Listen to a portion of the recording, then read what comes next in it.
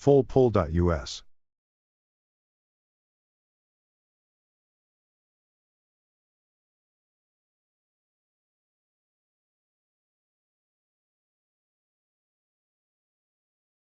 GMS Manufacturing and Machine. Helping you build a superior foundation with top quality parts and service. Give Brent a call today.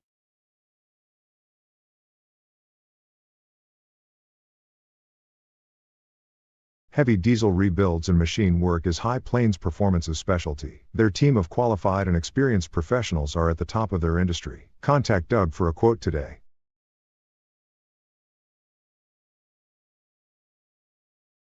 Contact Corsa today and ask about their pullers packages that give you all the information you need to know about your engine.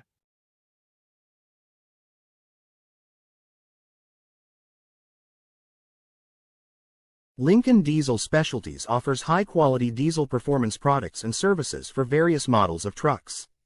Check them out online. The Pullers Championship is presented by a team of people with a commitment to the sport of pulling and a need to give back to the sport they love. The Pullers Championship was not created to be exceptional. It was created to be the exception.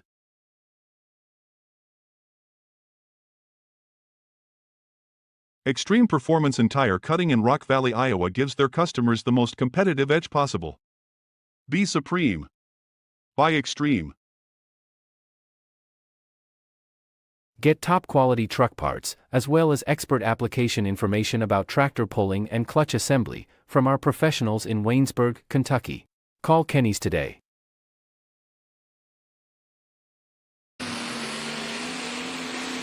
The Outlaw Truck and Tractor Pulling Association is the largest of 3 sanctioned national pulling associations with 16 classes and more than 350 competing vehicles streamed on outlawpulling.tv.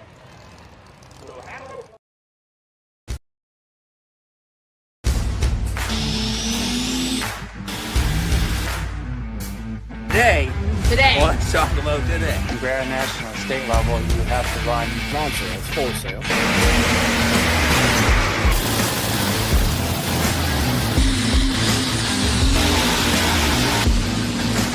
It is 9,000.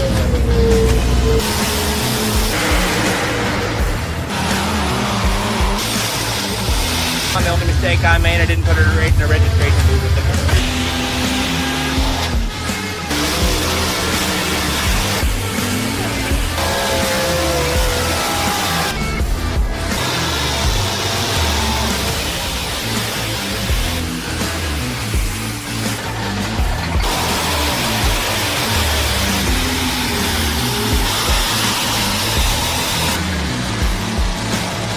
just this ever-evolving story.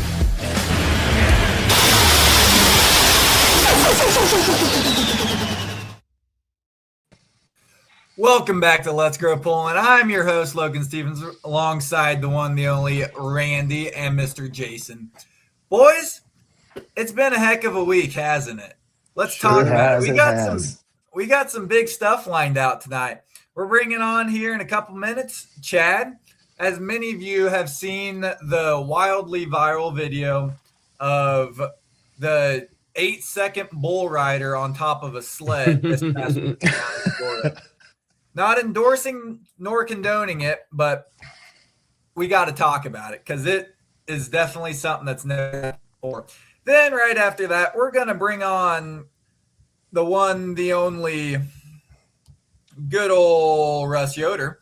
And he's going to tell us a little bit about the event. Getting ready to come on the weekend before all the pulling gets kicked off for the Southern Swing, March 6th through 8th. Tell us a little bit about the event that's going to go on there in Fort Wayne. And then to round out the show, we got Doug Borth and Josh Morgan, the owner of the Track Boss Sleds, and Doug, subsequent promoter of the Southern Swing. Tell us a little bit about what's going to go on down in Florida here in a couple weeks. But we will cover that when we get there. So as for right now, let's bring on the man of the hour. Let's bring on the man of the hour. The one, the only Chad Poirier. Is that how it's pronounced? Yes, Poirier. Yep. Poirier. Well, there we go. Chad, how's it going? Well, it's going pretty good tonight. He's had an eventful couple days. Right. I've had a chance to digest the situation. Yeah, there was a lot going on there. I was able to speak with Mark. I was able to speak with the sled operator there a little bit, and he kind of explained it, and then you kind of verified what he had said. It sounded like it was at least it was a safe way to end it. Yeah, it was. I mean, it was very unique for sure. Of course, I've never experienced anything like that. That's the first time I've ever even been red flagged. And it took me a minute. I'm not sure any of us have ever seen that. Yeah. It was like really any other night of pulling. And, I picked my spot on the track and I got it wound up. And as soon as we get rolling, the flags and lights, and I'm like, I got to shut it down. So we did. And I had no idea what was going on. And the first guy I seen actually was Damon, who drives the Exergy trucks.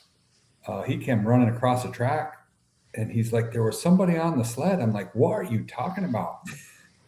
And so I got unbuckled and shut everything down. I got out of the truck, and they're chasing this guy around, and I'm like, what is happening?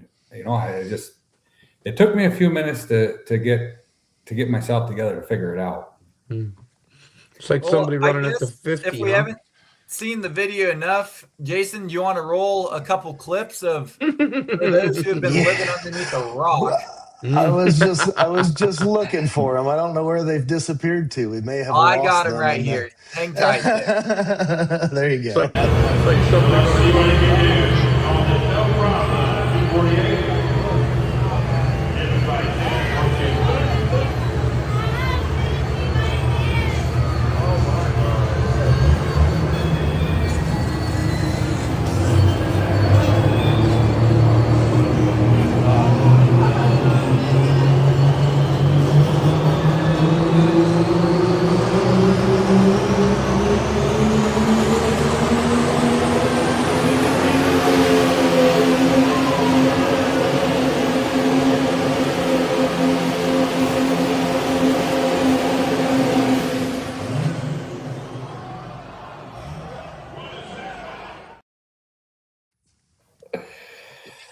Yeah, wow. I chuckle every time still. I've watched it 5 million times and I still chuckle a little bit.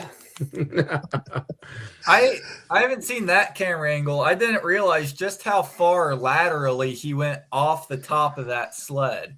He made it almost halfway up the rails. Oh yeah, it was right where the trip was, and where them switches and everything are. I'd say it's a wonder he got out of there. I mean, really, unbelievable. Yeah, for sure. I guess talk us through your weekend, or really kind of your whole time down in Florida leading up to the Wild Ride, and then we can talk about that a little bit.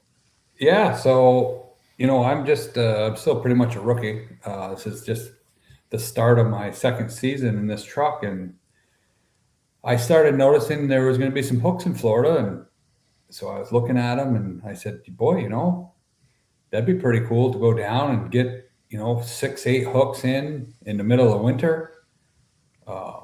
My boy goes to school down here in Florida, so I said, you know what? Why don't I pack my truck and put it in the trailer and go down and get some hooks in. There you go. And it's been great. We did earlier on this month, we did Ocala at a really cool arena up there. And then a few weeks later, we were in Inverness, which was really another covered track, which was a pretty cool event. And the very next weekend, we went down to Arcadia. They're all within a couple hours of each other, 3 hours or so. So, for getting rid of some of the midwinter blues, getting some hooks in, I thought it was fantastic. But I would have never guessed a wild event like that would have taken place. Right. I happen to have a mugshot of the Yahoo. Apparently he was arrested. This is the guy. Yeah. Yeah, that's him. Wow. I'm not sure what he was thinking. I've seen a bunch of other posts and stuff, and he was there with a bunch of people, and I don't know if it was a dare or if his friends, something, but There's been a lot of rumors. yeah. It's kind of unfortunate. I mean, people do crazy things, but our sport is a very unique sport, and when something like that happens, people are like, man, it just hurts it, right? It's nothing really good comes from it. For sure. Right. No, for sure. Yeah, I mean, Jason mentioned that. I don't know if you saw his post, but he took down all the shares and stuff of the videos and was kind of directing everybody toward you. I know you had some stuff posted on your page, and if anybody deserves whatever may happen from that, you do. So yeah, and I did post it on my hunting horsepower page on Facebook, and it actually, I guess that's what they call it, going viral. It's got a lot of views. So that QR code up there is a QR code to Chad's page. If anybody wants to add him, feel free. You can scan the QR code and find his page. If anything, if anyone needs to benefit from this, Chad's the guy to do it. I mean, helping out with fuel and all that. I mean, that's a long way. We talked earlier being from upstate New York. How many miles is it down there? It's about 23 and a half hours, probably 1,700 miles ish. That is a trip to come down there and get halfway down the track. Yeah, absolutely. No, that was a kick in the you know what, but it's an experience. I pull the truck because I love it. I got to be in the arena. I got to be part of the event. So yeah, I was mad. Don't get me wrong, but it was cool to be there. It's cool to be in Florida pulling. And my wife and my dog rode in a tractor trailer down from New York, and it was just a good experience all around. There you go. So were you able to do anything else in your trip down to Florida? Did you make it to Disney or anything, or? Well, no, nothing too crazy. My son attends school down here, and he plays baseball, so we were able to catch some of his baseball games and kind of hang out with him, which we don't get a lot of time to do. So that was pretty fun. Gotcha. So tell us a little bit about what Chad does every day, and why did you pick the 3.0 truck to start pulling just a year ago? Well, up north, I have an HVAC business and a truck repair shop. And I've always been, I guess you call it gearhead. I've drag raced, and I started out in the work stock class like almost all of us have started at some point. One of my mechanics in the shop, which he's part of our pulling team, he loves it as much as I do, and we built a Wild Street truck, and then we had a mild version of a 3.0 truck, and well, I mean, you guys know it just never really ends, right? It just right. So we, I purchased this truck. It was a pretty well-known truck. It was just a rolling chassis, and we had an engine built, and we put it together, and I'm very, very happy with it. I got a shout out to Attitude Diesel, Rob. He built the engine for me, and the truck runs really good. If there's mistakes, it's driver's mistakes now. It's just what it is. So that's Rob and Audrey's, Rob Wright? Yeah. Yep. Yeah, I know those guys. Like say they're right here in Ohio based. We got those guys. We see those guys quite a bit all summer long. They're great people for sure. Yeah.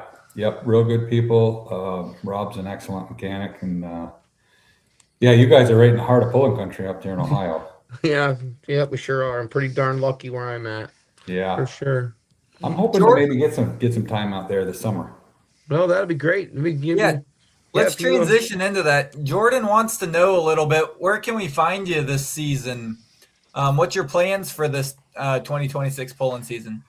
Well, I would like to. I'm in Florida, and I'm going to be heading north here, so I'm going to look at the schedule and see what I can do. Maybe I can hit an event or two on the way home.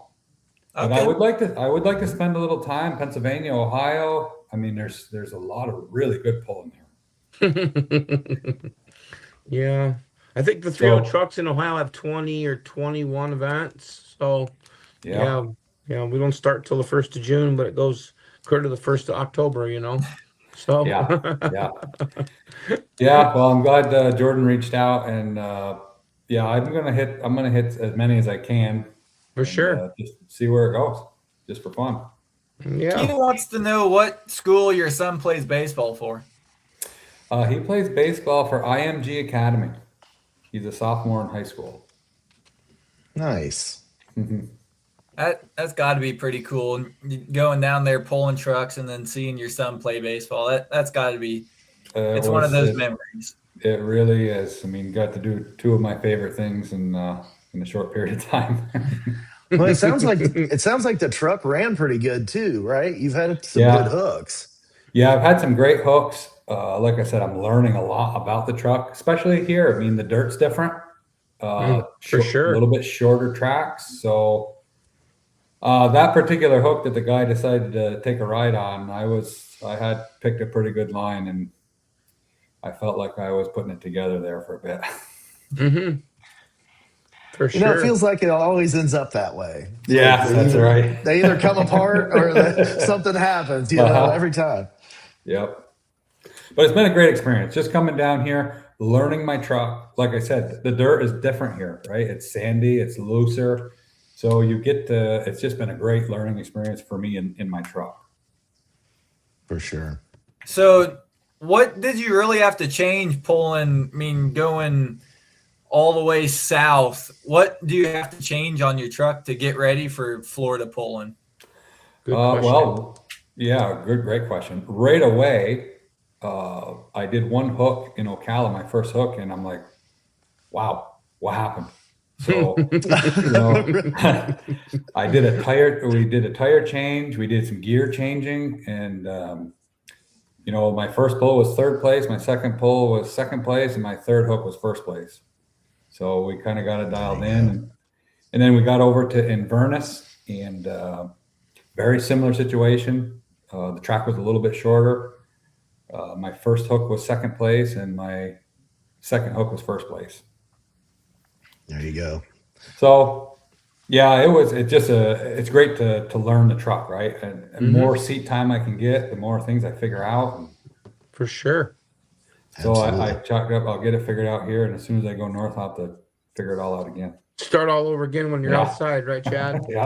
For sure. Chris wants to know who you bought the rolling chassis from. Can we disclose that information? Yeah, we can. Everybody will know the truck very well. It was formerly known as the Widowmaker, and Jay Hill ran and built most of that whole truck for many years. Oh. Yep. And actually, another good short story is that I talked to Jay Hill, because he ran a truck for at least 10 years before, and I got to meet him here in Arcadia the night before he came out, because he lives down here now, and he seen that his truck was going to be out there, and he came out, and I got to meet with him and visit. It was pretty good. Absolutely. So, what was going through your mind when you were flying down the track, and then all of a sudden it's red flags, red lights? Well, my first thoughts is, wow, I got a good line, and I was putting it together, and like I said, I'd never been red flagged before, so it took me a few minutes to comprehend it. Oh man, it's a red flag. I got to stop. And it's really hard as a puller to take your hand off the throttle. It's very hard for me anyway. Right. For sure. So I seen it, I let off all the way once, and I said, I'm going to give it a little shot here because that sled's going to hit me. I know it is. And I just bumped it a little bit, and everybody who was in front of me ran to the back. And I'm like, what's going on? I'm looking in the mirror, and now I'm shutting my pumps off, and that's when I seen Damon, the guy who drives the ecstasy truck. He come running over, and he was madder than a wet hen. And I'm like, what's the matter? He says, there's a guy on the sled. There's a guy on the sled. And I'm like, and I still didn't. I'm like, what are you talking about, man? Right. Then he rips his helmet off. He's going running over, and the video that I posted, my son was actually at the event. He was at the end of the track and got that video. And I seen him next, and I'm like, Jake, what is happening? He says, I don't know. I mean, no one looks on the roof of the sled, right? And people Right. made a lot of comments about why didn't they stop him before the sled moved? And I mean, nobody's really looking at that. And And he jumped on after you started rolling out, So for sure. Yeah, watching the video in hindsight, it's always easy to see, but for sure. He waited till it was wound right up, ready to leave the line, and he just launched on the roof. Mm-hmm. Well, yeah, and the story I heard was that the sled operator heard a boom, which I mean, in a pulling arena venue, a bang isn't out of the ordinary, but it kind of put him, where he was kind of looking around for it. And I guess the guy that was running the Prism was the guy that saw him. Yep. Yeah. And then he tapped the brakes on the sled to get the reds going. Yep. And then you stopped after that, was the chain of events that I heard anyway. Yeah, and that's from Mark. That's kind of what they said to me. The one of the track officials, his name was Brian. I spoke with him after for a bit, and he's like, the radio everybody heard it on the radio because of the Prism guy. Mm-hmm. Yeah. He was yelling radio, stop, stop, stop. And so, that's when the flags came out. Yeah. The brakes got hit. Yeah. Golly. That was the stories I heard. Yeah. Mm-hmm. It got everybody's blood flowing, that's for sure. It was pretty wild there for a few minutes. Yeah. I bet. But yeah, as a sled owner and a sled operator, that's hey, you go over in your head what you would do, and I don't know what like say you look around and you're like, wow, what it might actually been better that Chad got to roll out just a little ways, If you think about that, if it happened sooner, that guy might have launched off onto the box or something, or maybe in front of the box, or oh my. I mean, we're just speculating it, but can you? It could have been tremendously worse, for sure. Yeah, it would have been a whole different story. Yeah, would have been a whole, and especially if it wasn't an old sled where it has the automatic return. Mm-hmm. Or you're running a handbrake to bring her back. Yeah, for sure. Yeah. Yeah, but, it could have been something. It could have been a lot worse. That's for sure.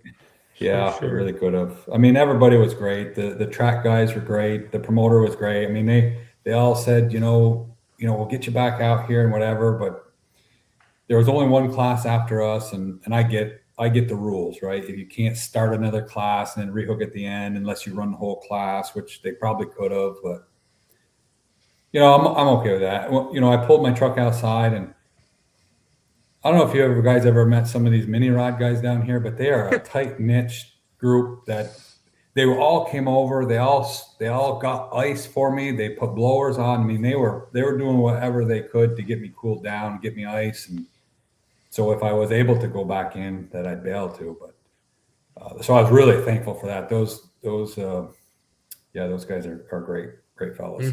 Yeah, I got to start a board. That's another point for the mini rod guys here. Yeah, right. I'll tell you, I've never, I mean, I've seen them, of course, but these guys are a tight niche group. They're like a big family. There's like 30 of them, and they're all great fellas. Yeah, the Mid-South boys and all those guys that run the minis down there, I mean, second to none. Southern hospitality through and through. For sure. For sure. So Chris is asking, what can we do to make sled diving not become a viral sport? My suggestion is that we get a hold of Marvin and we get a hold of Larry Richwine, and we see if they'll put electric fence chargers on the roofs of all the sleds now. That's my vote. We'll make it interesting. Yeah. I mean, honestly, when you look at the situation, it's a very unique situation. The sled was backed up in a chute. Very unlikely situation. It was very unique. It was backed up in a chute, which was really cool, worked good, but the bleachers were just right there. Yeah. Who'd ever thought? Who would have never would have crossed anybody's mind? I mean, typically you're not in that situation. For sure. Well, it's not they've done it I'm sure they've done it that way for all the years they've been going there. So they wouldn't even have thought about it. It wasn't like, we forgot that. Yeah. I bet things will be different down there. I bet Rodney Swift will have something just a little bit different in mind next year when we get there, huh? Yeah, right. Yeah, Rodney's a good guy. He's in charge of that, so he'll make her work. That's for sure. So, Absolutely. That's wild though. It's one of those deals where like you go through and you want to say, "Oh, well, we could have done this differently," but that wasn't on my bingo card in my wildest dreams of seeing something go on like that. for sure. Yeah, for sure. Absolutely. About that, Golly. we'll up that's Russ and see if there's any chance of that happening in Fort Wayne. So Right. yeah, Yeah, I haven't been to Fort Wayne in years. I don't remember how that setup works. So, Golly. for sure. Chuck Hobbs posted here the track down there in Ocala about like brown sugar. I've heard that if you can get enough water on those sandy tracks, they're a mean track. Yeah, well, I'll speak to that. In my experience, when Ocala and Inverness were very similar. There was about 2 inches of soft-ish, and then it got really hard. So they were very similar. When I got to Arcadia, Rodney had a vibratory roller, and it was same material. The sandy, gritty sand was the same, but he had it packed way different than the other 2 events. So different element, but I'll tell you what, in Arcadia, the track was hard. It was hard. It was shiny. He had a good moisture to it. And listen, it made me make a whole different change from the other 2. Mm-hmm. Yeah. But it's cool, right? We all pulled on the same dirt, so everybody's Sure. going to make the same adjustments. For sure. Yeah. We see Kevin Hill saying Florida dirt's great for mini rods, and that's really, I mean, we've seen huge classes of great mini rods down there, and they always seem to put on a show. They put on a wicked show, I'll tell you. In Ocala and in Arcadia, the mini rods put on a really cool show. So I guess the grand question is again, will we see you again next year? You going to do it again? I think so. I don't know if there'd be another year that could top this one, but as long as they're going to bring the 3.0 trucks down this time of the year, you'll probably see me down here. You're gonna have to get yourself a redemption run. Yeah, I know, right? The only way they can top it is if you can make 300 feet there at the last event, right, Chad? Yeah, absolutely. No more riders. No more riders, right? No passengers. I'm gonna put a sign. I'm gonna put a sign in the back of my window. No passengers. There you go. Yes, absolutely. For sure. Better yet, make stickers. Yeah. Stickers. We'll all buy the stickers. Everybody will put them on everything. For sure. Yeah. Yes, absolutely. We should put that in the back window of the mini rod sled, huh, Logan? No I riders, think that'd huh? work. For sure. We need like, those big old billboards they always have there next to like state penitentiaries and stuff. Don't take hitchhikers. Yeah. Yeah, that's right. Yeah, for sure. We're gonna help you design a sticker now. That's gonna be a thing. Yep. That's awesome. Well, who do you got to thank for this trip? I mean, the trip's not over yet, but who do you got to thank? Well, I got to thank my wife probably first for putting up with all the craziness that I put her through. And I gotta thank my guys at the shop.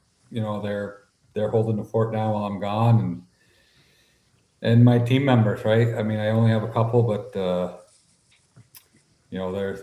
obviously you just can't do it all by yourself. You think you can, but it takes more than one. But yeah, my wife, my son, and my guys. There you go. That's perfect. Sounds great. That's awesome. I know that Jason wanted to show this here real quick if I can find it. Maybe not. Yeah, there we go. We got to move the pictures. There we go. We'll get a shameless Sempico plug in. Yeah. I'll tell you, nice. My Sempico guy up at home at our shop is an incredible guy. I've known him for many years. He's an older fella, and he should be Sempico's #1 rep. I mean, he's like a scientist, but what a great guy. He's just a great guy, and he's super supportive. That's awesome. Well, Chad, best of luck in the new year with stuff. You're already a couple of events underneath your belt, so keep on working after, and best of luck here this season. Yes. Well, I want to thank you guys. Thanks for having me on. It was fun to visit. And Yeah, appreciate you. Yep. yeah. Yep. Hopefully, it was great meeting you. Great chatting with you. Hopefully, we'll get to see you in Ohio here a few times. That'll be a lot of fun for sure. Absolutely, Randy. It was good to meet you too. And I'll definitely see you somewhere in Ohio. Absolutely. That'll be great. That's awesome. That'll be a lot of fun. Yes, So, sir. Chad, thank you for your time. Thank you, guys. We'll see you later. yep, thank you. All righty. There we go. Wild course of events that just went on down in Florida. We're going to take a break from Florida for a couple minutes. We're going to go back to Fort Wayne, Indiana, and bring on the one and the only Russ Yoder. Russ, how's it going? Hey, it's going here. It's kind of cold again, but we were kind of spoiled last week with some 60-degree weather here in northern Indiana, but we're back to the old grind of winter again. So, Yes. The 20s are back, aren't they? yes, sir. Yeah, for sure. It's 30 in Nashville. Yeah. Like, it's cold. Mm-hmm. Yeah. Did you get much snow out there last night, Russ? Just an inch or two, nothing major.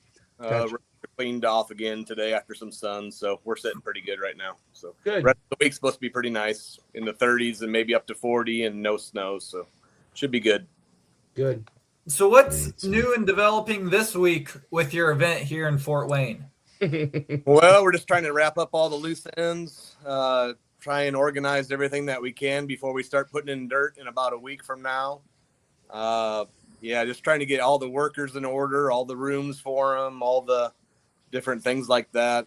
So yeah, just trying to kind of get everything tied up and brought together now. Let's run through a quick background of the poll so people know kind of what we're talking about. Then we can talk about some new, fun, and interesting stuff. So one thing that I saw, we're starting to see a whole bunch of winter polling come back with stuff. We saw huge events there at the Astrodome and, huge stuff. What got you back involved with bringing polling back to Fort Wayne? We saw it there. It was the early ATPA days, right, Randy? Yeah. Got to consult my historian on this. No, I'm not very good at that. But yeah. When do you remember, Russ, when was the last time that they pulled in Fort Wayne? It was either 03 and 04 or 04 and 05 are the 2 years that ATPA was there. Yeah, I was thinking early twos, but I couldn't remember just how late it went into them. Yeah, over 20 years, roughly. Before my time. Yeah, before Logan was around. Yeah. BL. Hey, right? Before Logan. So we swapped out our QR code. Also, the QR code in the corner now is tickets to the event for us. Good. If anybody needs the tickets, we can go that direction. Yeah, so kind of, I'll go back to the story on kind of how we got back into Fort Wayne, and we always did the pull up here at the Mech in Shipshewana, which was my hometown pull, and I had helped with that one for I don't know what it was there for, maybe 4 years before some management changes happened there, and they decided they didn't want any more motorsports and a lot of dirt in their expo center and stuff like that. And so we were looking for other opportunities, and the one in Fort Wayne came up where we could piggyback with the monster truck show there. And so we're going to share the building and share the dirt and all that kind of stuff, so we could kind of cut some expenses and also have another show there on the same days or the same weekend. And we're kind of hoping that'll help bring some more fan interest as well. So for sure. What did it take to say, you can wake up one day and say, I want to have a poll, but what actually went into getting the poll back? Who did you have to call? What has gone into it? You have been planning this for months and months. Yeah, it's probably almost been a year, actually, since the first time we heard about it.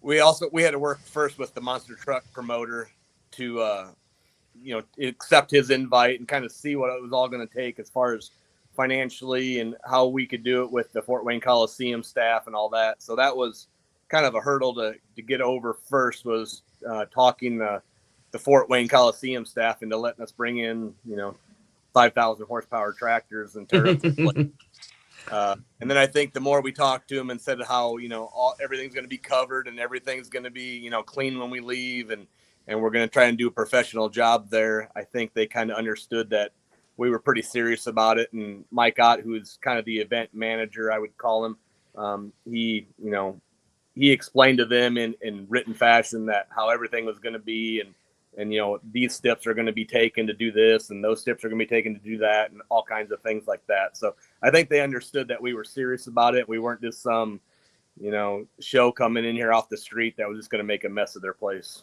Sure. How many loads of dirt you think it's going to take, Russ? What's that going to entail? I think we've got about 104 loads down there sitting in Fort Wayne right now.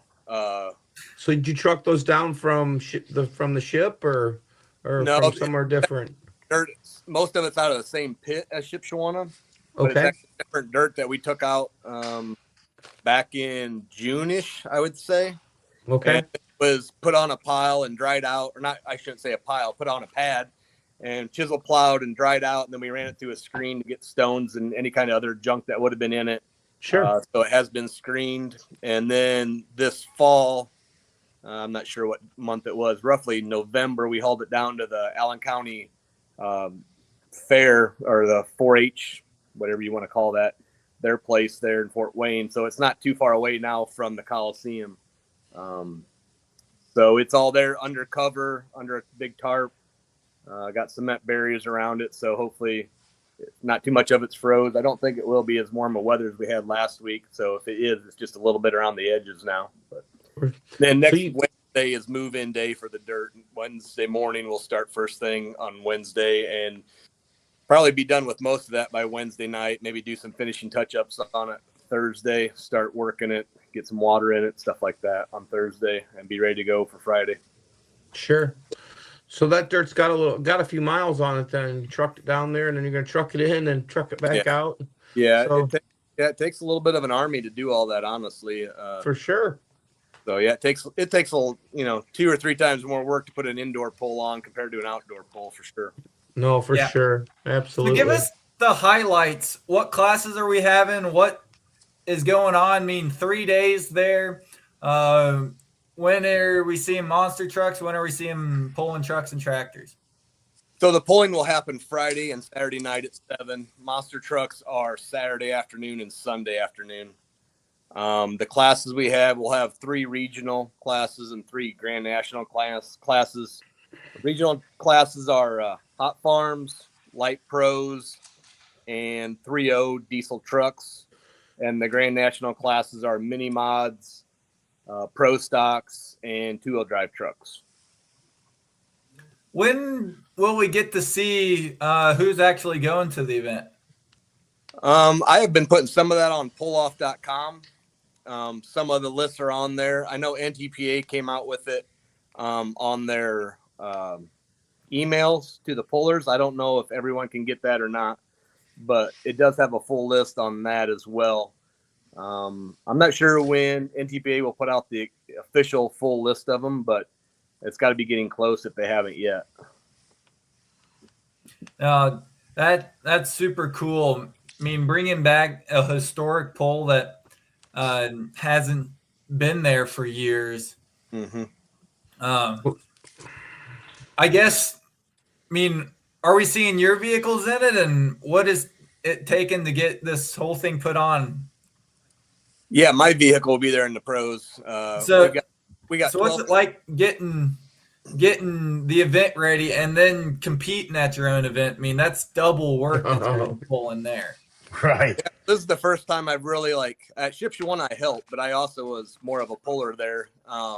Here, I guess I'm kind of the promoter and the puller, so I've never really done both of those. So we'll see how it goes, I guess. But I'll have some extra help there. They can probably kind of take care of the tractor and get it up to the line and all that stuff, and I might just jump on and take it for a ride. We'll see how that all goes. But and I'll probably have a backup guy just in case I need to do something else, and I've got a couple other guys that can drive it as well. So.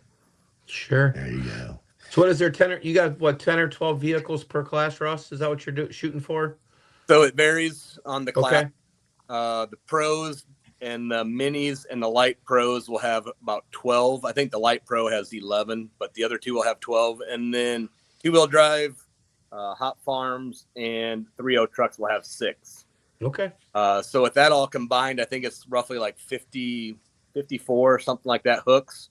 That's a great Plus show. also just in the last week or so, we've got some really cool exhibition hooks also. And so I can probably announce those as far as that goes too. Just because it's guys that want to do a hook to test some stuff, but it's also guys that are very good in their classes. We're kind of planning now. This is if everything goes right with these guys. If everything comes together as far as engine work and travel and all that stuff. So I'm not guaranteeing they're going to be there, but I'm saying they're on the list right now to hook that weekend. The one night we're going to have a 2-engine light mod from Les Corporal. Mm-hmm. And also I've gotten interest from the Super Rooster Kent Payne. He wants to make a run on a super stock diesel tractor. So those are 2 very good tractors or 2 very good vehicles.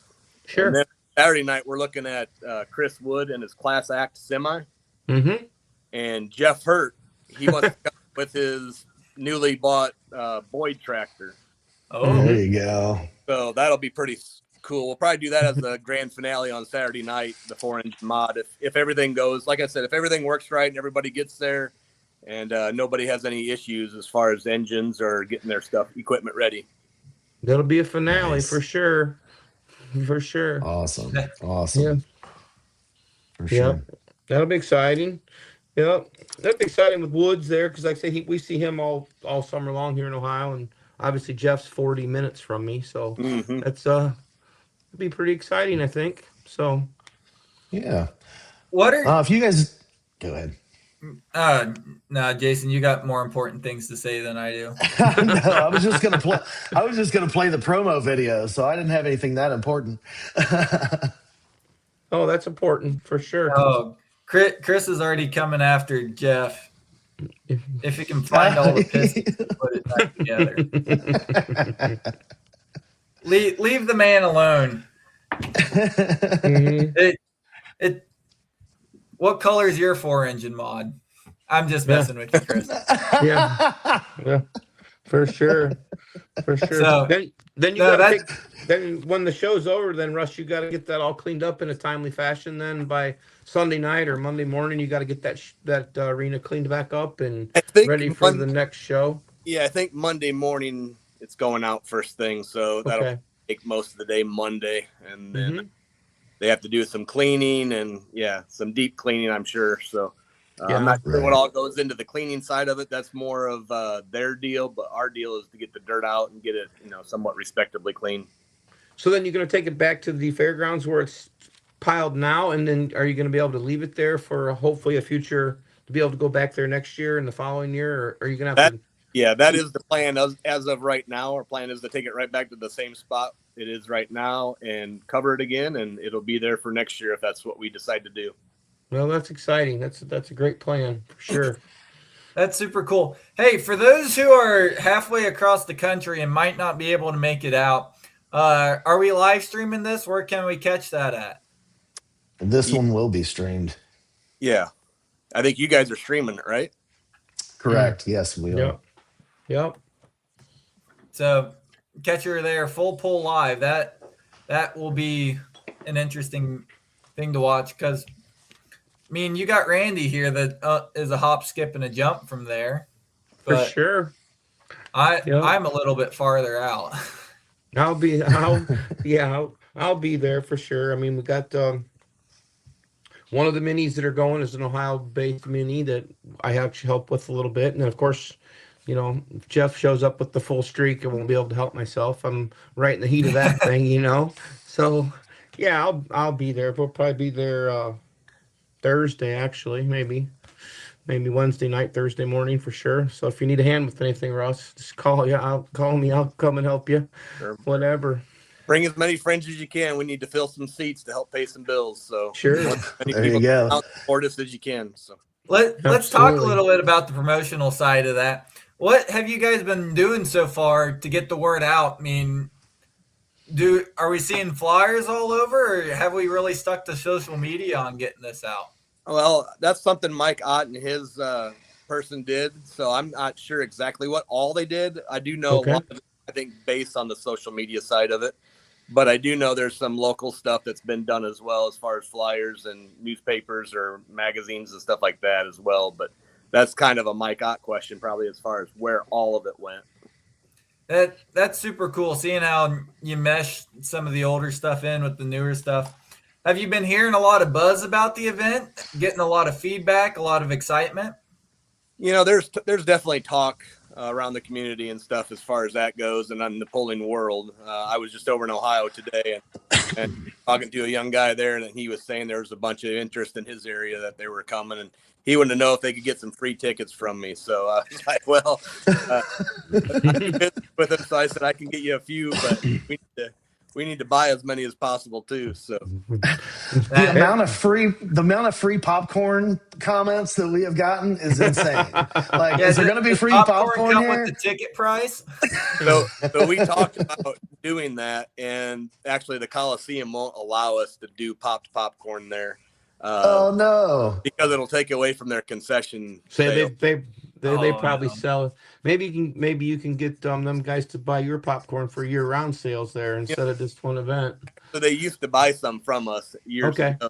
I don't know what happened with that deal, but somehow they ended up getting it from somewhere else now. But I am going to be giving out microwave popcorn like I do at a lot of polls. I'm planning on, if everything goes accordingly, and it sounds like the Coliseum's okay, but everybody who comes in the door will get like a free package of extra butter microwave popcorn. That's exciting. There you go. Sure. All right. That's a lot of popcorn with stuff. We see Heidi here talking about popcorn being the best popcorn in your sports division. That's saying something, because sports people really do like their popcorn. Mm-hmm. For sure. We get it at home whenever we can, for sure. Little bit of concrete marketing here. We see 3 TV stations, 6 radio stations, social media, and billboards. That's really putting it all over with stuff. How has it been from a poller's perspective, working with a monster truck organization on getting all of this planned out? I haven't really had to do much communication with the monster trucks guys. Our dirt work guy, who's going to do the track and all that stuff, he's kind of worked with him, and I've seen drawings and maps of where he wants the dirt for his show. He's not going to do a lot of like ramps and a lot of jumps and stuff like that, so we don't have to move a lot of dirt or move piles of dirt around and stuff. So I think he's going to have maybe a little bit more of a, I don't know what you would want to call it, more of a plain flat track for himself, I believe. So we don't have to do a whole lot of dirt work between shows. I know that was one concern we had was, by the time his show got done Saturday afternoon, are we going to have enough time to get it into a pulling track by 6:30 or 6 o'clock or whatever Saturday night? But it sounds like he's been very willing to work with us and kind of come up with a game plan on how everything's going to work out. It should be just fine. I was going to say we'd be interested to hear from him if he wants to come on maybe next week. I know we got one more show here. If you want to try to see if they want to come on and do a little talking of their own and some promoting on it, we'd like to do that. I could get with him this next week and see if he's interested in doing that and get you his contact info. Yeah, that'd be great. What has the transition been with helping at the Shipshewana event to now full on doing your own deal? I mean, is it a lot different? What are some of the roadblocks you've seen with stuff, or has it been pretty smooth sailing? It's been pretty smooth. NTPA has been great to work with. I was talking or emailing with Tyler just about every day there, it seemed like, for quite a while, until we got the whole field in as far as participants in each class. And so, NTPA has obviously done a ton of shows in the past, so it's not like it's anything new for them. And I've been pretty good friends with most of those guys for a few years now, pulling myself. So it was a pretty easy as far as communicating with them and getting this whole thing going. Probably the biggest thing was just, getting all the contracts signed, getting all the deposits made, doing all that stuff was a different thing that I had to do compared to Shipshewana. Shipshewana, I just kind of showed up and helped do whatever I needed to help do, and do that kind of stuff, give some recommendations and stuff like that. Where this one here is a little different because you're writing your name down on a lot of things, and you're paying a lot of bills and stuff like that. For sure. So in your head, what does a successful, everything goes good, what does a successful year one look like for you? Well, for me as a puller, I want to make sure the track is really good and everyone has a fair chance, on every hook. So we're looking at track prep between hooks. We're looking at getting everybody in a timely manner, getting everybody, like, I'm more on the puller side. Like, I want to make sure everyone gets comfortable inside the pit area and have everything they need. I'll have all the tow tractors around so no one's waiting on them, and just all those things that a puller thinks about more so than even like the business side of it. So I just want the pullers all to come out of there and say, that was an awesome pull. We want to go back there again next year. And then, of course, on the flip side there, you want to have as many people show up as you can to help pay the bills. So we hope to have a good crowd. I don't expect it to be, I don't expect everything to be perfect year one, but we want to have a great track. We want to have, a great venue for everybody, for pullers and for fans. And, we just hope the sled works like it should. And, the smoke tube works like it should this first year, and everything just goes really smooth. And we're out of there. We want to have it. We're going to start on time. We're going to get as many tractors through as fast as possible. We know that after it goes over about 3.5 hours, people start walking out because it gets too long. So we want to make it as concentrated as we can, as fast as we can. So who's the big sled there with the smoke tube? Allison's with the Terminator sled, the same guys that do the Keystone Nationals. Oh, Pennsylvania. Yes, sir. Mm-hmm. That was something comical I picked up from last week's episode talking there, where we could run a 350 foot plus track, but you only got a smoke tube that's so long. Mm-hmm. Yeah. Yeah. I think 320 is where the sand pile is going to be, so we can kind of keep it under 320 ish, just for that reason, to keep the smoke tube from putting too much wear and tear on it and compromising it.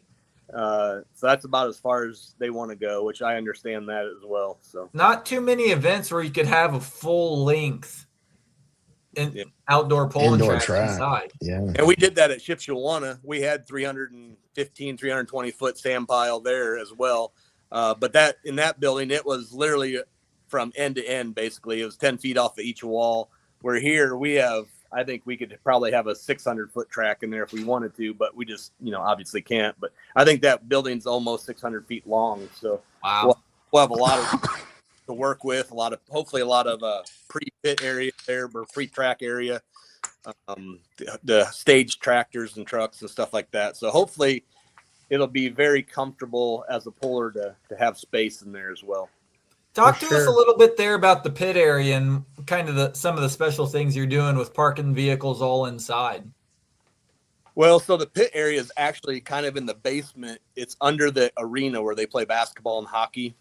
And so that's where everyone will be staged at some point by Friday morning anyways.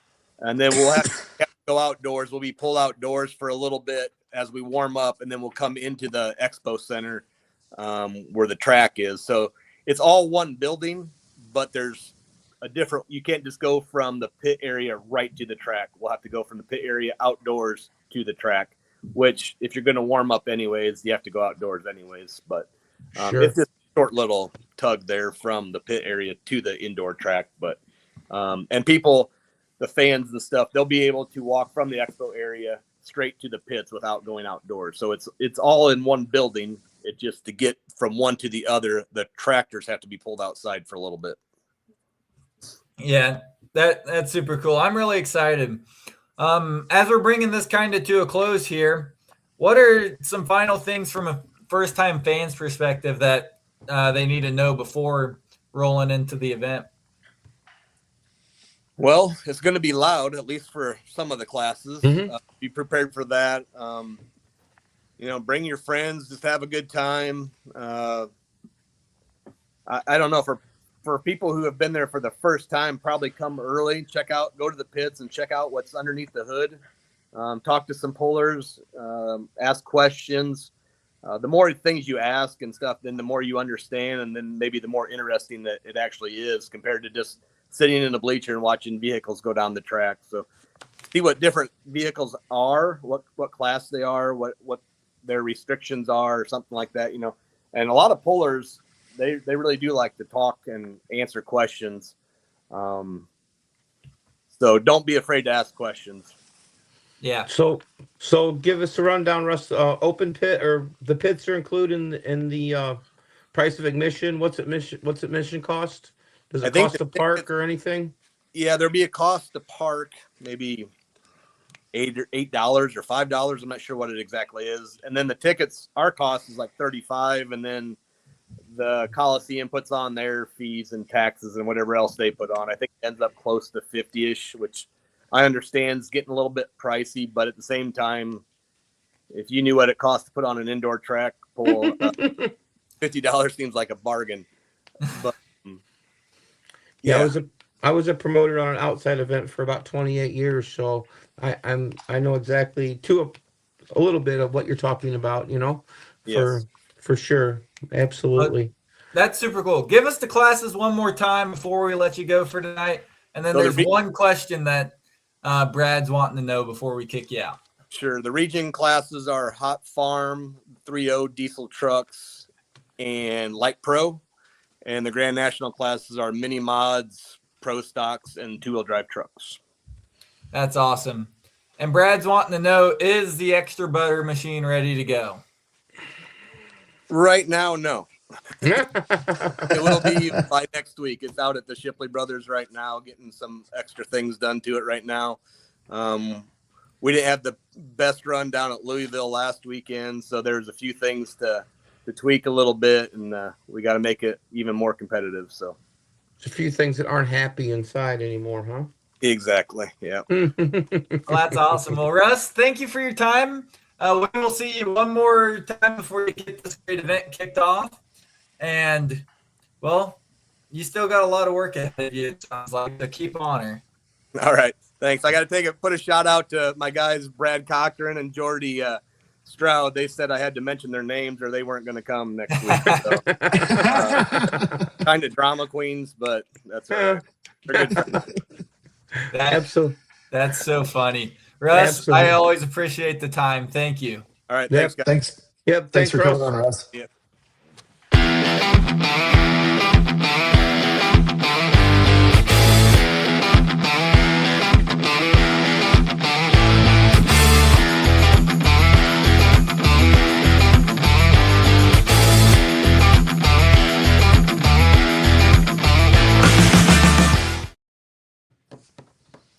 Well, there we go, folks.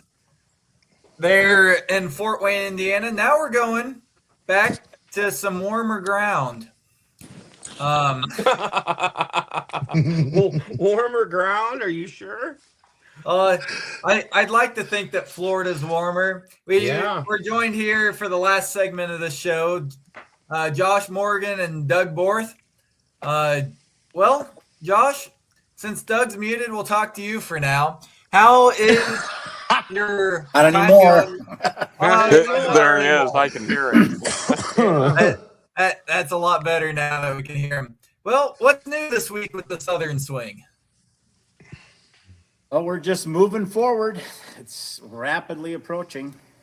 So I almost wish I had a couple more weeks, but that's not going to happen. So it's crunch time now, Doug.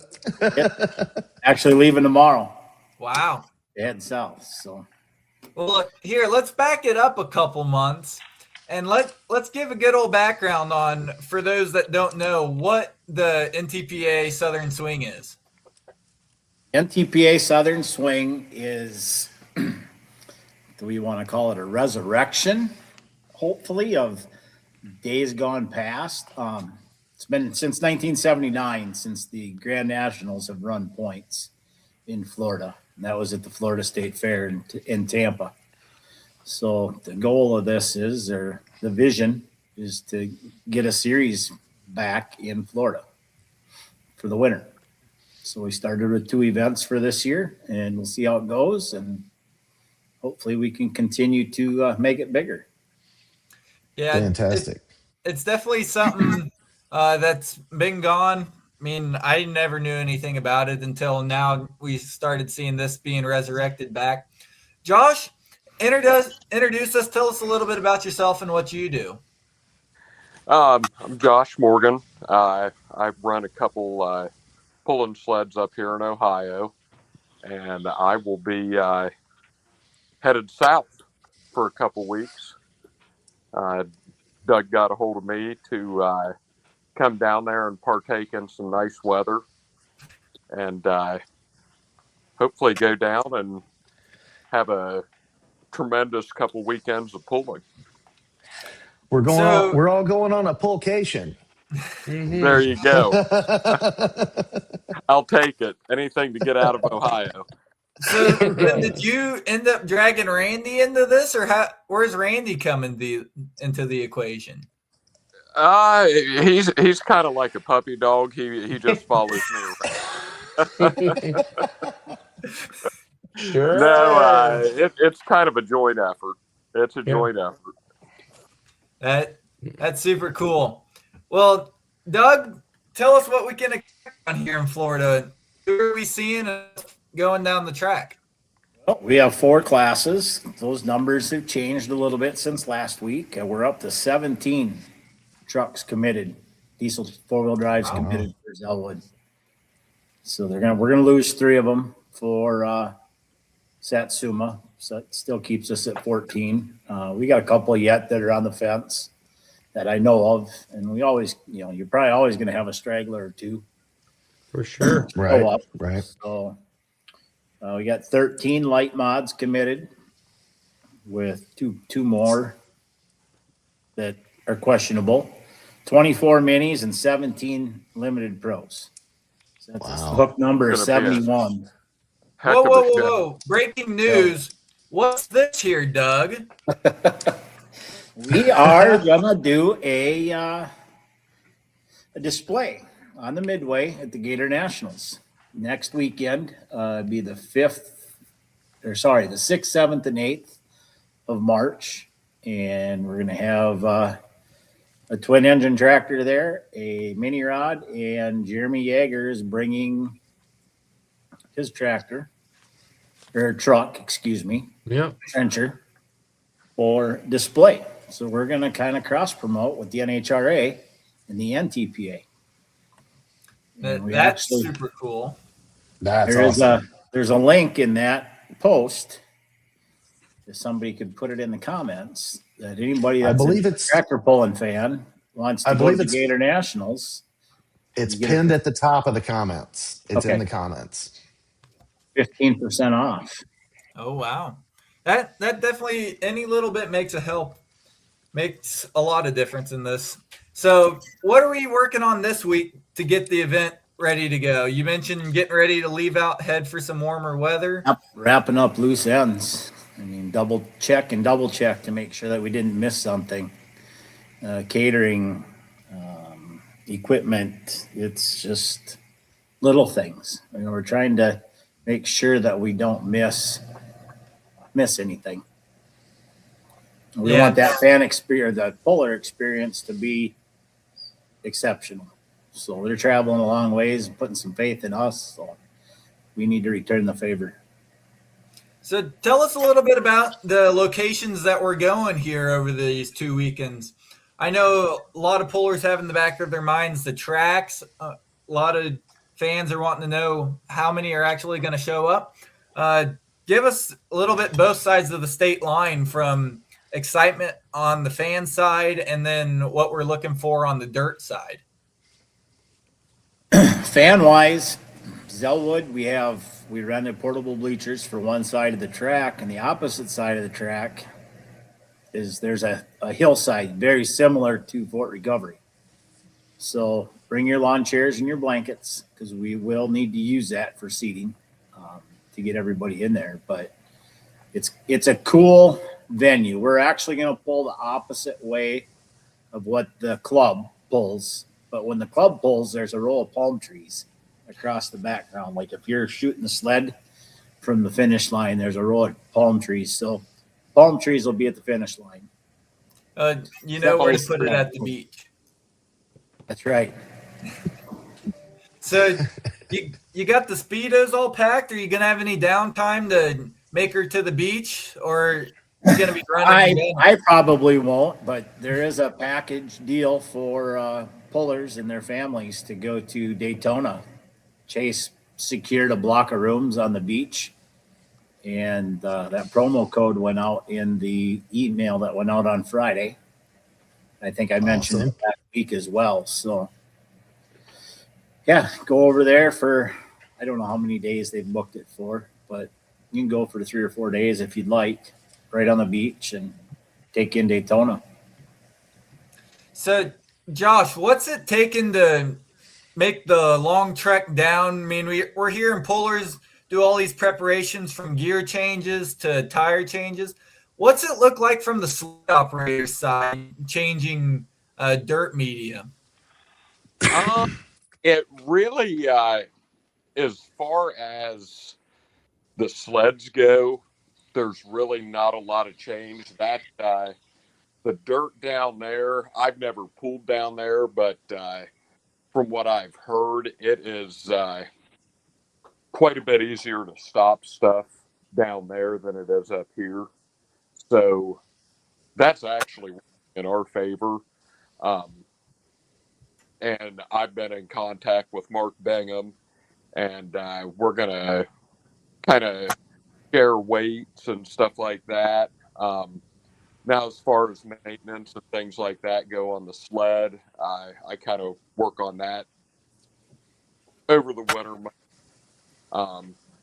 And it's basically a every year process. Just this year, pulling starts a little bit earlier than it normally. Usually, our first go around in mid to late April. So this is probably about a month earlier. So not a big stretch by any means, and definitely looking forward to going down there. I mean, it'll be a really excited and proud to be a part of it. So, what are we looking for in the weather? I mean, we always know that there's going to be a 3 p.m. shower, but moreover, how are we getting ready to cope for some of the heat that we could see down in Florida? Well, I've been told by the locals, it's usually 75 or 80 in March. So that's about perfect weather. Isn't that what? Yeah, for sure. What's that? That'll be beautiful. Isn't that what the Speedos are for? That hot weather? Oh, yeah. I know Randy's already said that he's bringing a couple different colors. So really, leopard print is what I heard. What's that? Leopard print. Oh, yeah. I don't know about all that, but yeah. That's too funny. We'll see how that all works out. Quick question, and I might have just missed it, so forgive me if I did, but what, in relation to the polls, when is the Gator Nationals thing happening? Is it between the Nationals polls? is the week prior to Zellwood. So Gotcha. Gator Nationals is the 6th, 7th, and 8th, and then we're the 13th and 14th. So the following weekend. And we're gonna have tickets available there for people to buy. So awesome. All right, cool. What? Yeah, for sure. How far in advance did you guys start planning this whole swing? Oh, actual planning started after the Enderley. I mean, we were putting numbers and stuff together before that, but this has been in the works for a year. So just getting ideas. And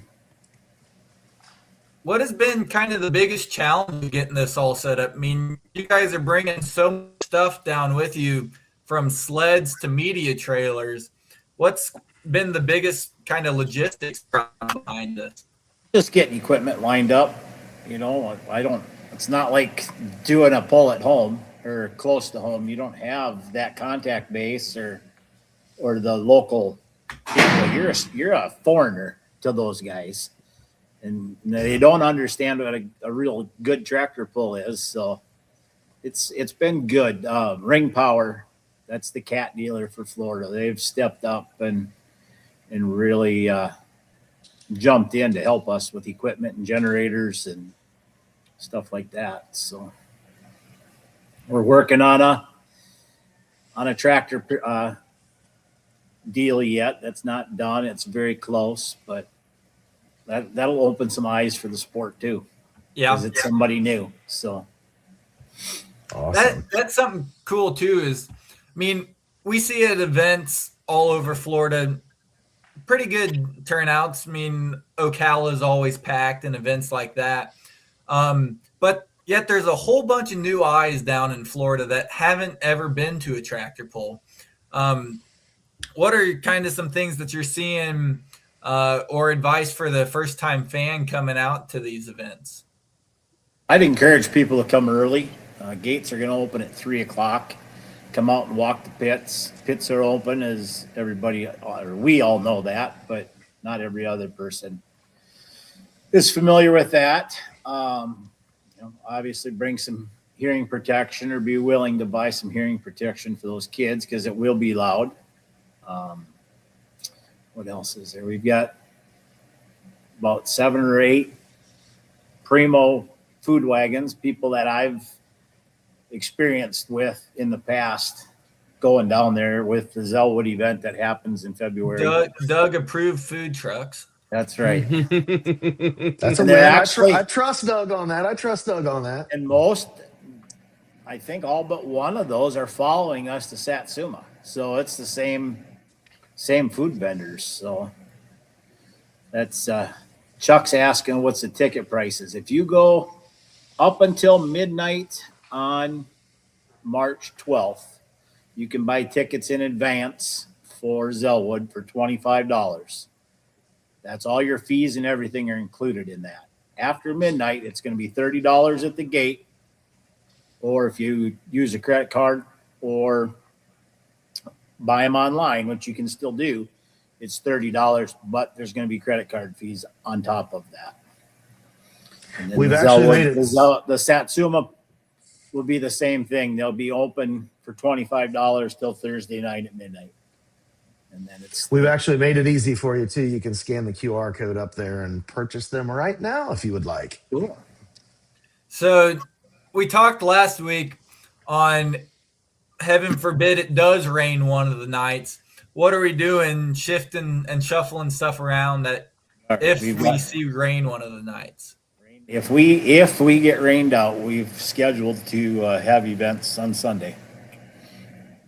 So everybody hopefully, should get four hooks in. And the Thursday night, we're doing test hooks.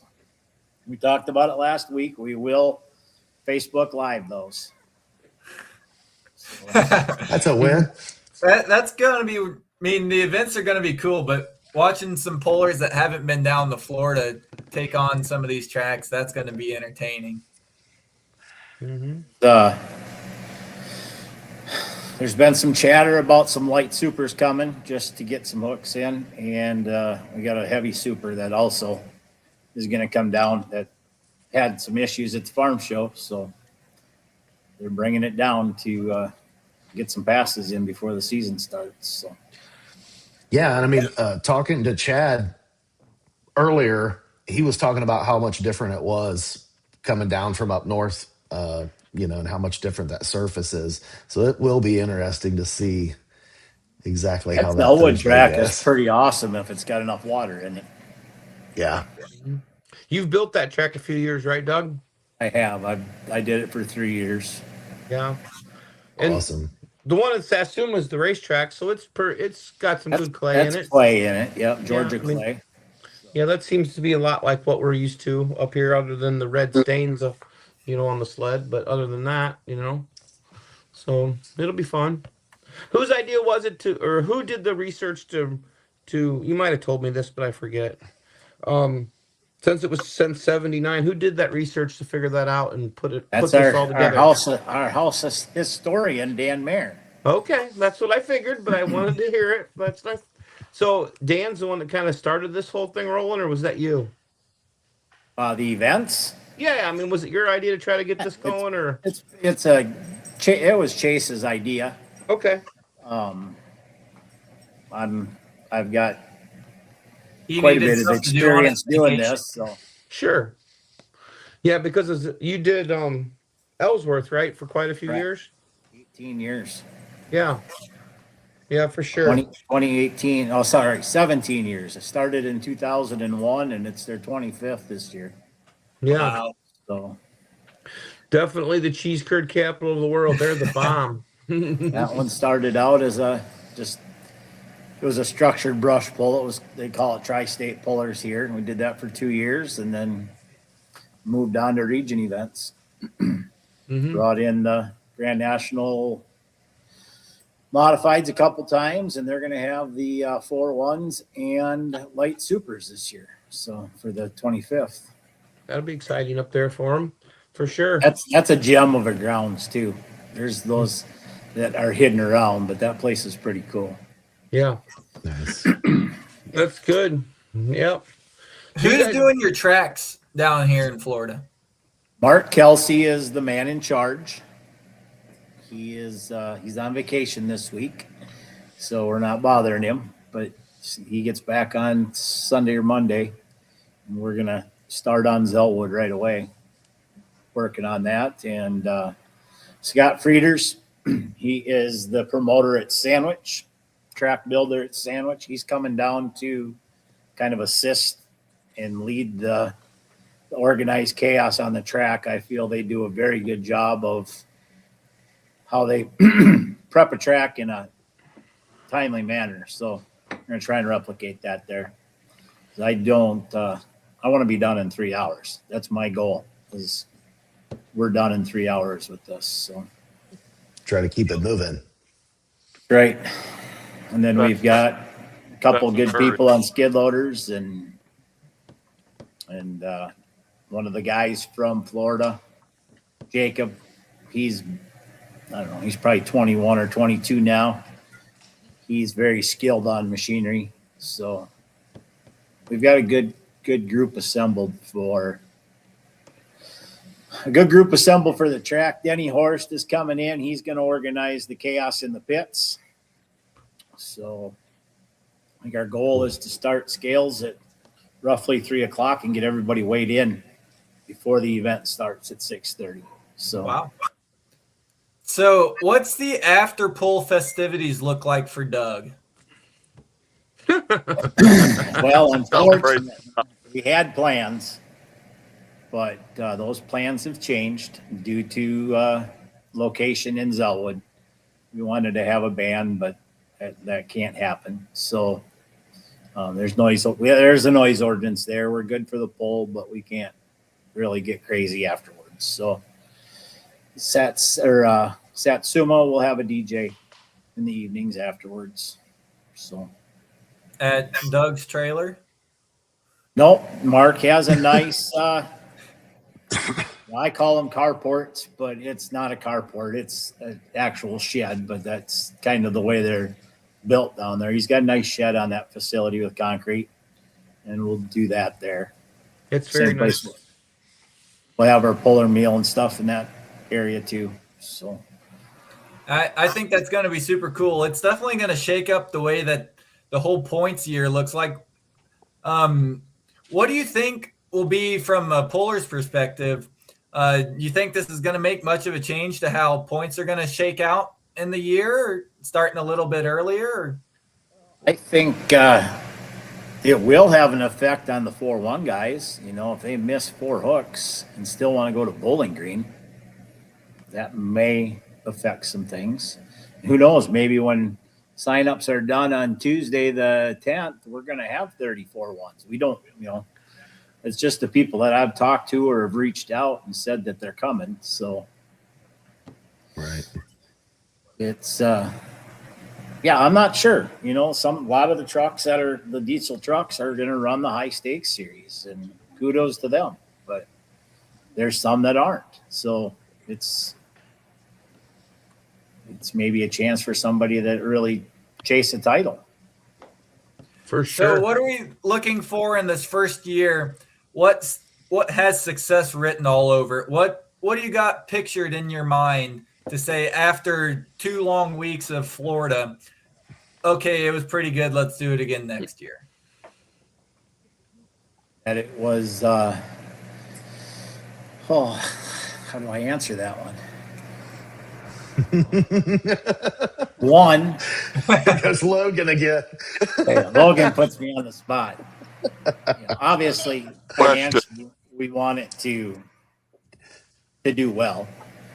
I'm not so sure that we have to get rich at this, which we won't. It's not going to be. There's a lot of. This has got a lot more money involved in putting on an event than what you're normal, because we're bringing a lot of people in to work. So just to ensure that we've got the proper people. I mean, there's the opportunity. We've got great help coming from Florida Pullers, but we're bringing in people that are seasoned and experienced at this to make this go well. So obviously we want to be on the winning side of the cash flow, and we want a positive feedback from the pullers, because if they don't want to come back, it's not going to do us any good to try and do it again. So, right. Josh, what are you most excited about? I mean, getting to go to Florida for kind of your first time there and being down on some new ground.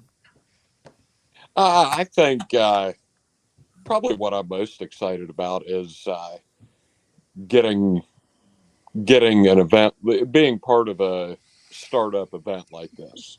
I think any way that we can grow this sport and get it in front of more eyes, more fan base, I think that's neat. I think that's something that is crucial to making this sport grow. And I look forward to being a part of it. I mean, palm trees at the finish line is always a plus, but right.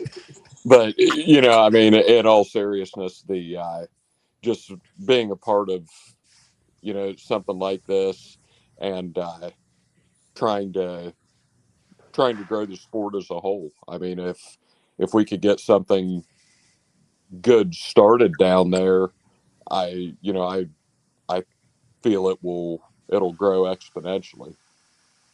Yeah, I definitely think that once you get something rolling, I'd like to see it develop into a shorter season or something where you could run in the off season, as is what it is, a swing deal, to where it's its own race inside of it. Or you see kind of with the Outlaws, they have the points races inside of a points race kind of deal. Sure. So I think it'd be very cool. Are you guys running one track or two tracks down there? Two tracks. So how many sleds does that mean you're bringing down, Josh? 3. Oh, we're bringing 3 sleds in. Josh is bringing 1, Randy's bringing 1, and then we have Mark Bingham. So 3 Ohio-based sleds are going to be down there for the swing. So that's neat. That's good. Randy, we haven't talked to you very much. You're just as much involved in this as the rest of us. Oh no, I'm not involved. No chance. I'm just the guy in the corner. I'm okay. Guilty by association. What are you most excited for, Randy? Yeah, collateral damage. Here it is. I'm just excited to go. The pizza shop chick's actually going to go with us, so that's exciting. She doesn't usually go, so she's going to go, and just excited to go down there, and it'll be fun to go pulling in Florida. I've been down there with Jeff, and that's kind of where I met everybody. Met Doug and Jason down there, and got to know Chase as well at Ocala a few years ago. And well, it's just exciting to go back down there, and even more exciting to be able to take the purple sled down there. To have 24 Grand National Minis in front of you, it's going to be pretty damn cool. So it's just pretty exciting to go down there and just to be a part of it. So and that's definitely super cool. the one question on everyone's minds, how do we avoid the Florida man situation? The great Florida man situation of 2026. Nobody, that is not going to be able to happen there because the No. sleds at Zelwood are out in the middle of the track. You know, you're Yeah. going to see somebody make a trip, and they're going to have to climb up Josh's window to get in there. So, Yeah, for sure. Yeah, If I they've feel got weird that much having. perseverance. I was gonna say I feel weird. It's like this is definitely the sled edition. Like we had the sled guy on, and now we got like all these sled guys on the show, and then we're not talking about it. you know, I can't No. imagine trying to ride up there. I rode in Bo's sled one night at Sullivan's pull this spring with the camera, and I had my foot up against the window, and that is quite a ride inside. Much less trying to hang on to something that doesn't have handles. Yeah. Well, I had was, the honor of riding in a sled once with our Bungarts locally, and it's such a weird feeling because you can draw so many conclusions to what it feels like sitting in your vehicle or your pulling tractor. I mean, you feel every bump and all that the same way you feel it in the seat of your tractor, but you're not strapped into anything. You're just floating there. And you don't you're want ready to to be go flying at a in. moment's notice. For Definitely sure. don't want to be strapped in. My middle boy, he's now going to be 26 years old, but when he was in high school at 15, 16, Fagundes came to Wisconsin for the first Region 3 mini rod event and did that for a couple summers. And the trade-off was Robbie let him drive for doing maintenance on the tractors. So that was a pretty good gig for a 16-year-old. And then when he was 17, that was a summer that the Outlaws did the mini rods, and he ran the sled for that. He said that the sled is a better ride than the tractor is. Yeah. It's weird, the stress levels of what's going through your mind stopping a class of 8 vehicles versus just trying to make one pass down the track. Well, It's two completely different mindsets. The problem is when a tractor or truck or any of your pulling vehicles break, the crowd cheers because they see a wreck or parts scattered. When the sled breaks, that sled guy is they're ready to string him up because the show does not go on. The party's over then. That's one of the thankless jobs that I think more pullers, and I know there's a lot out there that do recognize it, but really what goes on to putting a good show on from the sled's perspective is you could do every hook perfect all night, but you miss one sled setting and the whole class is upset with you. Yeah. So it's a very thankless job, and we thank you for doing that because it's such a burden with stuff like that. For sure. Yeah, for sure. Absolutely. Well, you talk about sled settings. I think we're going to know what our track distance is at Zelwood. I think it's going to be 320 because with insurance and having to have run out space, 320 is going to be the magic number there. Now, Satsuma's got about 600 feet of run out space. So put the big old paddle tires on and just let her no go. finish line. Yeah, let them rip. Yeah. Well, we got off track there. Let's bring it back. Show. What are the top 3 things we need to know before we leave out for Florida, Doug, or for the first-time fan down there in Florida? Repeat the first part of that. You broke up a little bit. Top 3 things we need to know. You need to know our pricing. Order your tickets now. It's the cheapest you're going to get to go to the show. Gates open at 3:00. You've got 70 of the best, basically the best equipment coming to Florida in the classes that we're having. So it's there you go. You're good, Doug. no brainer. Josh, You just making him go. what are you most looking forward to? Oh, I think it's going to be a lot of fun just being down there for a week. You know, it's going to be, well, like Doug said, 70 some poolers. It's going to be basically a traveling convoy for a week. So should be a pretty neat sight to behold. That's sure. going to be super cool with it.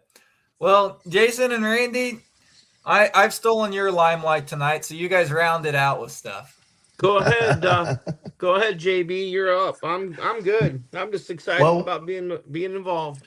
You know. Well, before we roll, we got some new promo videos that I want to play because the videos are the big thing today. So I'm going to play the Southern Swing promo videos, and then we'll come back to you, Logan, and we'll knock it out at the end. How's that sound? Alrighty. All right, here's the videos.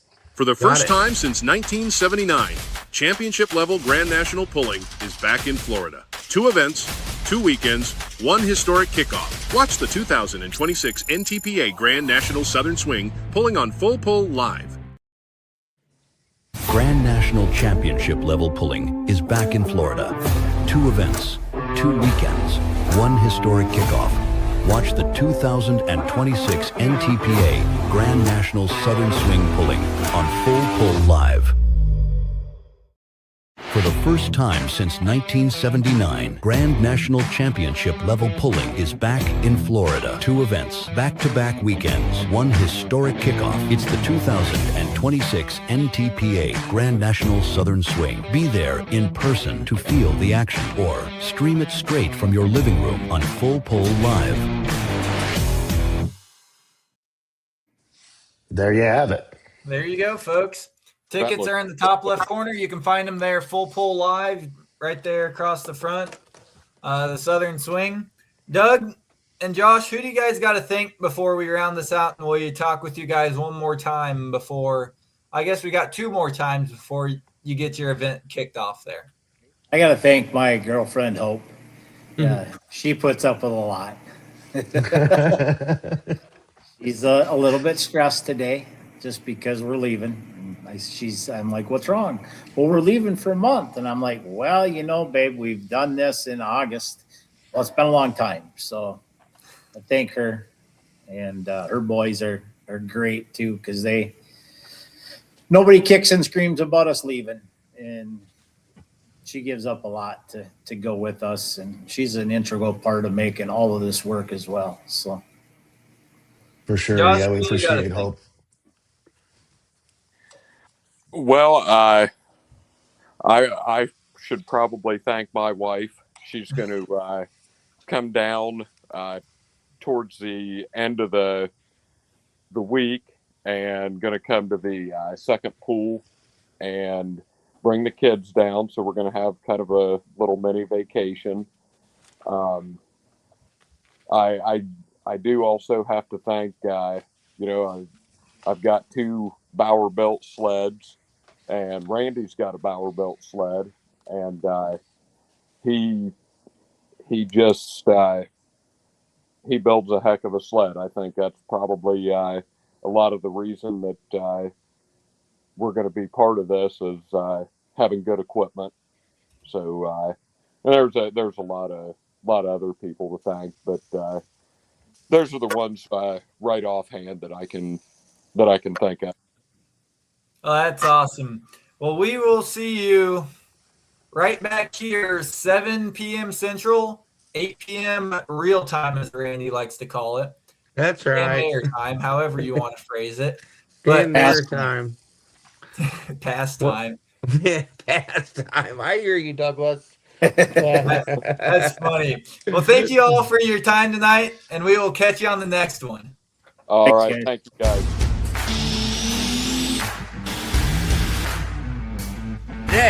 Today. Let's talk about today. Grand national state level, you have to run non-sale, it's wholesale.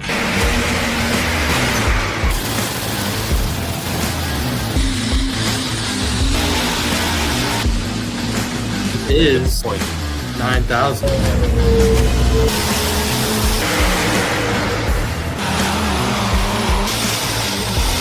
The only mistake I made, I didn't put it right in the registration book with the